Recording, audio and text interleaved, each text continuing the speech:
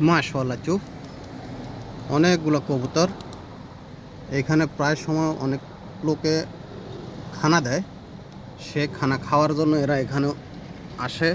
এগুলো সবগুলো এই যে দেখতেছেন, সবগুলো জালালি কবুতর। ওই যে দেখেন, বিভিন্ন বিল্ডিংয়ে বিভিন্ন জায়গায় এরা বসবাস করে। এই দেশে কোনো মানুষ এই কবুতরগুলোকে খায় না, মারে না, কোনো রকমের আঘাত করে না কোনো প্রাণীরে। না কবুতর, না বিলাই, না কুকুর, কোনো প্রাণীরে আঘাত করে না। খানা দেওয়ার পরে এরা খাইতেছে।